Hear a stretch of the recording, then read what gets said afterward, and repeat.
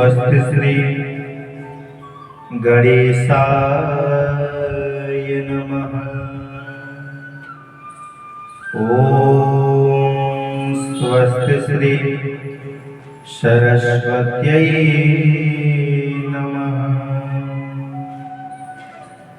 ओम स्वस्ति श्री सद्गुरुदेव चरण कमलेभ्यो नमः।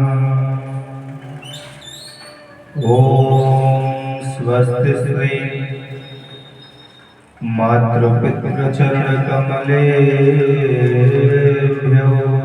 नमः।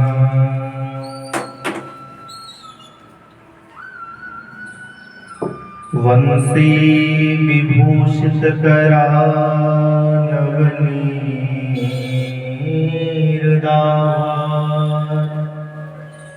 पीताम्बरादरुणबिम्ब फलाधरोष्ठा पूर्णेन्दु सुंदर मुखाधरबिन्दुनेत्रा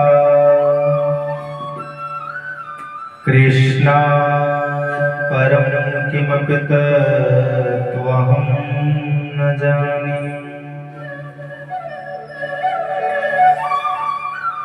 ध्येयं सदा परिभवग्नमभीष्टदोहम् तीर्थास्पदं शिवविरञ्चनुतं शरण्यम्। हृद्यार्तिहरं प्रणतपालभवाब्धिपोतम् वन्दे महापुरुषते चरणारविन्दम्।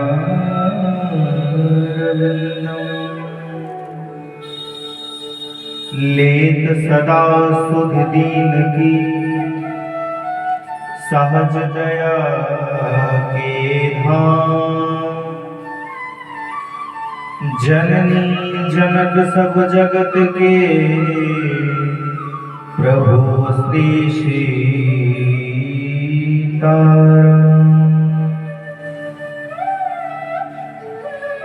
ब्रज के रस को जो भजे सो पावे ब्रजराज। ब्रजरज से हरि कथा कहूँ सुनिए श्री ब्रजराज। बोलिए भक्तवत्सल भगवान की जय। बोलिए राधा रमण सरकार की जय। बोलिए वृंदावन बिहारी लाल की जय। बोलिए राधा माधव सरकार की जय हो। महाराज, हमारे यहाँ बेटियां ऐसे भाग्य से जन्म नहीं लेती। बिटिया बड़े भाग्य से जन्म लेती है। जब जिस मनुष्य का 100 भाग्य उदय होता है, एक भाग्य उदय होने से व्यक्ति के घर बेटा उत्पन्न होता है, बेटा जन्म लेता है। लेकिन जब उसी व्यक्ति का 100 भाग्य उदय होता है, तब जाकर उस व्यक्ति के घर पर बिटिया जन्म लेती है। कहा भी गया है, बेटा तो भाग्य से होता है पर बिटिया तो सौभाग्य से होता है। महाराज,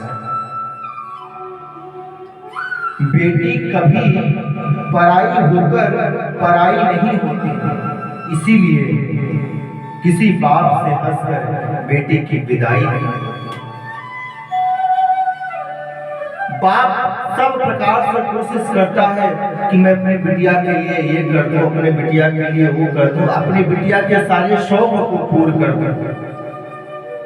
सारे शौक पूर्ण करता है बाप अपनी बिटिया का। लेकिन जिसके यहाँ बिटिया नहीं होती महाराज, उसका तो भाग्य पुत्र के बराबर एक भाग्य उदय होता है। लेकिन जिसके यहाँ बिटिया होती है, उसका तो महाराज 100 भाग्य उदय होता है। हमारे पूज्य सद्गुरुदेव भगवान कहते हैं कि जो जिसके घर 3 बिटिया जन्म ली हो और उसका पिता पालन पोषण करके सुयोग्य वर के साथ उस तीनों कन्या का विवाह कर दे, वो पिता कभी नरक नहीं जा सकता है। इसका जीता जागता प्रमाण हमारे सदगुरुदेव भगवान है।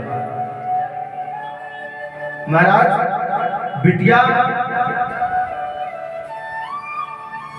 जितना माता पिता की सेवा कर सकती है, बेटा शायद कभी उतना अपने माँ बाप की सेवा नहीं करेगा, कभी भी नहीं करेगा। जीवन पर्यंत बेटा हमारा साथ दे अन्यत्र न दे, लेकिन इतना जरूर है बिटिया हमारा साथ जरूर दे। ये बिटिया के लक्षण है। सतपुत्र क्षमा कन्या, 100 पुत्रों के बराबर एक कन्या होती है महाराज। ये कोई निश्चित नहीं कि बेटा आपका सेवा करेगा। 100% मैं बात कर रहा हूँ, व्यास गति से बात बोल रहा हूँ। 100% बेटा आपका सेवा कभी नहीं कर सकता, लेकिन 100% मैं कह रहा हूँ, दावे के साथ कह रहा हूँ, जो बेटा आपको घर से निकाल देगा, बिटिया ससुराल में अपने घर पर, अपने मायके में अपने घर पे जा करके अपने माँ बाप को अपने घर पे बुलाकर माँ बाप की सेवा बिटिया करेगी, ये तो 100% सेवा। कहा भी गया है, ओस की बूंद सी होती है बेटियां, ओस की बूंद सी होती है बेटियां, जरा सा दुख होने पर रो देती है बेटियां। बेटा रोशन करेगा तो सिर्फ एक कुल को, मगर 2-2 कुलों की लाज रखती है बेटियां। यदि किसी के घर सुपुत्र हो जाए तो पिता का नाम रोशन करता है। यदि बेटा अच्छे लाइन पे चला जाए तो पिता का नाम खूब रोशन करता है, लेकिन यदि कोई कन्या यदि सुकन्या बन गई तो पिता के साथ साथ अपने पति का भी नाम रोशन कर देते हैं, 2-2 कुलों की लाज रख देते हैं महाराज। बहू सब चाहते हैं, बहू सब चाहते हैं, लेकिन बिटिया कोई नहीं चाहता। यथार्थ अगर यही कुछ दिन हमारे इस संसार इस जीवन में होने लगा तो धीरे धीरे जो आज बिटिया के पिताजी वर ढूंढने के लिए वर के घर जाते हैं, कल के वर के पिता बिटिया के घर जाने लगेंगे अपने बेटे की शादी की याचना लेकर। महाराज, आज की सरकार तो जागरूक हुई है इस विषय पर, बेटी बचाओ बेटी पढ़ाओ, ये सब सुनकर बड़ा अच्छा लगता है, लेकिन कुछ हवस के पुजारी इस संसार में ऐसे पड़े हैं जो बिटिया बहू को पहचानते ही नहीं। कलयुग का प्रभाव है महाराज। अब आपकी बेटी नहीं, आपकी बहू नहीं, आपकी पत्नी नहीं, अरे किसी की बेटी बहू पत्नी है, इसको अपने जीवन में उतारो। महाराज, हमारे गुरु जी की नीति में लिखा गया है, जो मैंने आपको बताया, त्रिस्रा कन्या यथा न्याय पापयित्वा निवेद्य च ना पिता नरकम याति गुरु वचनम यथा। कि महाराज जो 3 कन्याओं का जन्म देकर पालन पोषण करके सुयोग्य वर के साथ विवाह कर दे, पिता कभी नरक नहीं जा सकता। लेकिन दुर्भाग्यवश देखिए, आजकल तो दहेज की इस प्रकार महामारी फैली हुई है।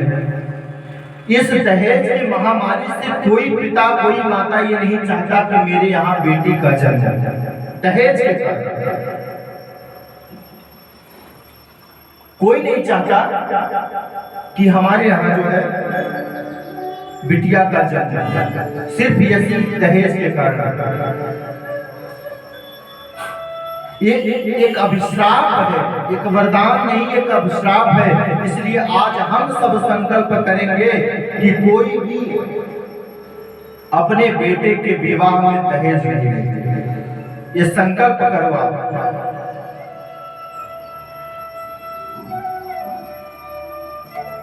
महाराज, दहेज लेना पाप है। ये अभी नए जमाने का भिखारी लोग जो दहेज लेते हैं ना, ये नए जमाने के भिखारी हैं। इनको कटोरा भी फैलाना ना पड़े और पैसा भी मिल जाए तो अपने बेटे के विवाह में लंबी चौड़ी दहेज की मांग करते हैं। हम नहीं कहते कि दहेज लेना पाप है, दहेज ले सकते। श्री रामचंद्र जी का जब विवाह हुआ था तो राजा जनक इतना दहेज दिए कि रामचंद्र जी उन्हें उसे लाने के लिए कई बार घोड़ों को भेजना पड़ा, रथ को भेजना पड़ा, तब जाकर वो दहेज का जो गहना की जो भी था सब आया अयोध्या में। हम कहते हैं दहेज लेना पाप नहीं है, लेकिन दहेज मांगना पाप है। बिटिया का पिता यदि अपने स्वेच्छा से चाहे तो आपको सब कुछ दे दे, लेना पाप नहीं, लेकिन दहेज मांगना पाप है। दहेज शब्द का अर्थ ही होता है महाराज जलाना। आज समाज में दहेज की आग इस प्रकार से लगी हुई है, इस दहेज की आग में हर वर्ग के व्यक्ति परेशान है, चाहे वह ब्राह्मण हो, चाहे क्षत्रिय हो, चाहे वैश्य हो और चाहे शूद्र हो, हर वर्ग का व्यक्ति परेशान है।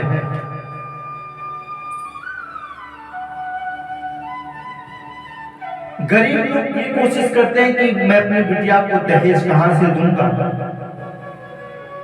कहां से लाऊं, और अपनी बिटिया को इतना दहेज दूं कि मेरी बिटिया को कोई टोकने वाला न मिल जाए कि बेटा बिटिया तूने ये चीज नहीं पाया। हर बाप सोचता है कि मैं अपनी औकात से ज्यादा अपनी बेटी को दूं। गरीब तो इसलिए परेशान है कि मैं अपनी बिटिया को क्या दूं, और अमीर लोग इसलिए परेशान है कि उन्हें संस्कारी बहुएं नहीं मिलती। दहेज के चक्कर में संस्कारी बहुएं ही नहीं मिलती।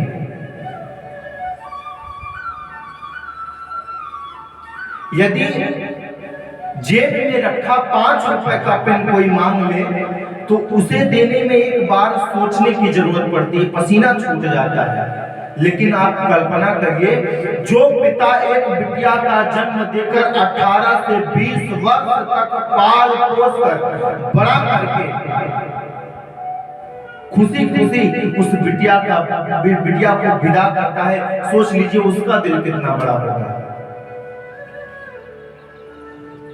बिटिया के पिता का भी क्या गजब का जिक्र होता है महाराज, अपने कलेजे के टुकड़े को विदा कर देते हैं, 18 से 20 वर्ष तक पाल पोस कर, फिर भी बेटे वाले धन मांगने में चूकते नहीं, मुझे ये चाहिए, मुझे वो चाहिए। कोई भी व्यक्ति कमा कर 1-2 लाख इकट्ठा करने में व्यक्ति का तो महाराज वर्षों निकल जाता है, 1 वर्ष, 2 वर्ष, 3 वर्ष। लेकिन सोचिए बेटी वाले किस प्रकार हम आप जब जाते हैं बारात लेकर तो बारातियों की सेवा करते हैं, अपनी बिटिया को इच्छा पूर्ति बिटिया के हिसाब से सामान देते हैं, और यहाँ तक वर को भी कुछ देते हैं जो हो सके उनसे यथाशक्ति। मांगना नहीं चाहिए। हर पिता सोचता है कि मैं अपनी बिटिया को अपनी औकात से ज्यादा दूं, और वही पिता किस प्रकार 8-10 लाख इकट्ठा करके अपने बिटिया के विवाह की याचना के लिए 8-10 लाख इकट्ठा करके ये सोचता है कि मेरी बेटी के विवाह में कोई कमी न हो जाए, उसको रखता है, बचाता है। बेटा वाला जो चाहता है वर का पिता, वर तो महाराज आजकल कम मांगते हैं, लेकिन वर के पिता तो बहुत मांगते हैं। मेरे बेटे को कार चाहिए, बंगला चाहिए, मेरे बेटे के पढ़ाई में इतना खर्च हुआ, इतना खर्च चाहिए। अरे अगर आपको कार नहीं चाहिए तो आप कमा कर खरीद लो, बंगला चाहिए तो 100 पूरी कर दो कमा कर। अरे सोचो बिटिया के बाप ने कहां से लाया है पैसा जो आपकी हर मांग को पूरा करे। लेकिन महाराज वर वाले लड़के वाले कभी चूकते नहीं है पैसा मांगने से। किसी कन्या का विवाह होना था तो विवाह होने के पूर्व लड़की और लड़का जो है पार्क में मिलने के लिए गए। ध्यान से सुनिए, पार्क में मिलने के लिए गए तो लड़का ने लड़की से कहा कि देखो हम विवाह एक शर्त पे ही करेंगे, जब तुम्हारे पिताजी हमको 4 चक्के की गाड़ी देंगे। क्या तुम्हारे बाप की औकात है मुझे 4 चक्का देने की? उस बिटिया ने भी क्या गजब का जवाब दिया है महाराज। बोली कि मेरे बाप की औकात तुम्हें हवाई जहाज देने की है, क्या तेरे बाप की औकात है हवाई अड्डा बनवाने की? महाराज उस लड़के का मुंह लटक गया। किसी कन्या का विवाह होना था, तो लड़के पक्ष से एक बड़ी लंबी चौड़ी लिस्ट आई दहेज। उसमें गाड़ी घोड़ा बंगला और पैसा मुद्राएं, यहाँ तक कि 18 से 20 वर्ष उस लड़के की पढ़ाई में जितना खर्च, कपड़ा में, दवाई में, सभी प्रकार की लिस्ट आई। AC, cooler, fridge, washing machine, मतलब कोई भी सामान छूटे नहीं। तो वो पिता कोशिश करके उस कन्या की मांग, वर की मांग को पूरा किया। लेकिन जब अगले दिन कन्या अपने ससुराल गई तो दिन में 9 बजे सोकर उठी। सास ने जाकर बहू से कहा, रे बहू तुझे संस्कार नहीं है क्या, कोई 9 बजे सोकर उठता है? बहू ने कहा, माँ आपके घर से जो दहेज की लिस्ट गई थी उसमें संस्कार नाम की कोई चीज नहीं। जो दहेज में लिखा गया सामग्री था उस सामग्री को मैं लेकर आई और अपने संस्कार को अपने घर पर छोड़कर चली गई। मैं चाहता हूं कि हर बेटी के अंदर ऐसा लक्षण हो, यदि दहेज की मांग की हो कोई भी लड़का लड़का, तो दहेज तुरंत खड़ा होकर वहां डिसीजन लेना चाहिए कि नहीं, मुझे विवाह नहीं करना है, तुम जैसे भिखारी है। ये आज का जीवन अपनाइए महाराज, लेकिन नहीं हो पाता। बेटियां भी मजबूर रहते हैं कि अपने बाप को ज्यादा परेशान न करें, हमारा पिताजी जैसा भी हो कैसे कोशिश करके विवाह कर दे। इसीलिए कोई नहीं चाहता कि हमारे यहाँ बिटिया का जन्म हो, सिर्फ दहेज बिटिया के कारण बस। महाराज हम आप जब बारात में जाते हैं तो वर के कन्या के पिताजी इतनी सुंदर दिव्य व्यवस्था करते हैं, उसके बाद भी हम वहां जाकर कमी निकाल देते हैं। मारो वहां पर तो भोजन ही पूरा नहीं हुआ, दाल में नमक ज्यादा हो गया था, पत्तल नहीं पूरा हुआ, व्यवस्था सही से नहीं किया। अरे कभी आप भी बाप बनोगे किसी कन्या का, फिर आजमा लेना कितनी व्यवस्था करने में, एक रात की व्यवस्था करने में उस पिता को न जाने कितना रात जागना होता है महाराज, कोई कल्पना नहीं कर सकते हम। आप कभी उस पिता के स्तर पर जाकर सोचो तो सही, तब जाकर पता चलेगा कि एक बिटिया का बाप किस प्रकार अपनी बिटिया को बड़ा करके लालन पालन करके सुयोग्य वर के साथ विवाह करते हैं, कलेजे पर पत्थर रखकर विदा करते हैं उस बिटिया को, जिस बिटिया को पाल पोस कर बड़ा करते हैं। इसीलिए कोई माँ बाप नहीं चाहता कि हमारे यहाँ बिटिया का जन्म हो। आज के युग में हम आपको पता चलता है अल्ट्रासाउंड, साइंस का नया जमाना चल गया है। अल्ट्रासाउंड में जब पता चलता है कि पेट में कन्या है, हम आप उस कन्या को मार देते हैं, दवा खा लेते हैं। लेकिन वही कन्या माँ के कोख से बोलती है क्या, बेटी ये कोख से बोल रही, माँ कर दे तू मुझ पे उपकार, मत मार हमें जीवन दे दे, मुझको भी देखन दे संसार, मुझको भी देखन दे संसार। आज का कलयुग है ये महाराज, लेकिन मैं इस व्यास मंच से आप लोगों को प्रार्थना करता हूं कि बिटिया का यदि घर में जन्म हुआ है तो बेटे से ज्यादा बिटिया की मांग को पूरा करना, बिटिया को पढ़ा लिखा कर बड़ा करके अच्छा संस्कार देकर अच्छे घर में बिटिया का विवाह करना, ये हमारा आपका प्रथम कर्तव्य बनता है। दहेज मांगने वालों के यहाँ पहला नंबर नोट कर लीजिए, दहेज मांगने वालों के यहाँ कभी भी विवाह नहीं करना। ये संकल्प अपने मन में, अपने जीवन में उतार लीजिए। जो भी दहेज आपके घर पर आकर मांगे या आपके सामने कोई दहेज मांगे तो वहां पर तुरंत खड़े हो जाओ और बोल दो, तुम जैसे भिखारी करके हम मुझे विवाह नहीं करना। तो महाराज जीवन में जिसके यहाँ बिटिया होती है उसका तो महाराज सौभाग्य होता है। इसी के साथ वाणी को विराम। बोले भक्तवत्सल भगवान की जय हो। राधे श्याम।